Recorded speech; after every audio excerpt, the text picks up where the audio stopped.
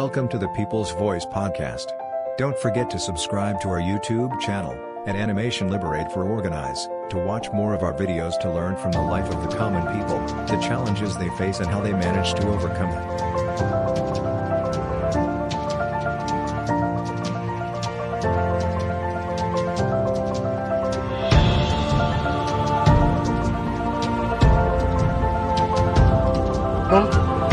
আলো ধারাবাহিক অনুষ্ঠান জনগণের কথার নতুন একটি পর্বে আপনাদেরকে স্বাগতম। আমি মাহবুব রশিদ আছি আপনাদের সঙ্গে। আজকে আমরা এসেছি লক্ষ্মীপুর জেলার একটি প্রত্যন্ত অঞ্চল পার্বতীনগর গ্রামে। এখানে আমরা এসেছি একটি খাল পাড়ে অসহায় কিছু মানুষদের সঙ্গে কথা বলবো।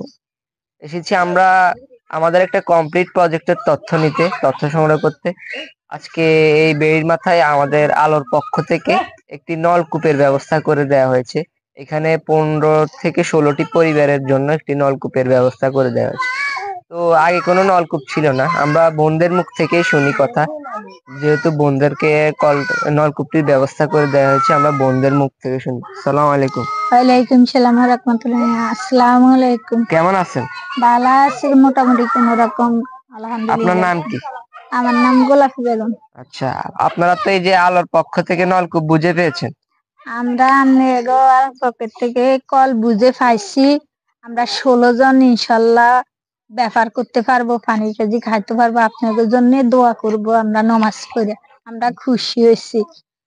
আচ্ছা, তো এই যে আপনারা খালপাড়ে থাকেন, খালপাড়ে আরো অনেক অসুবিধা সময় রয়েছে। আরো অসুবিধা আমার মতের মনে করেন আরো বহুত রকমের ফ্যামিলি রয়ে গেছে অসহায়।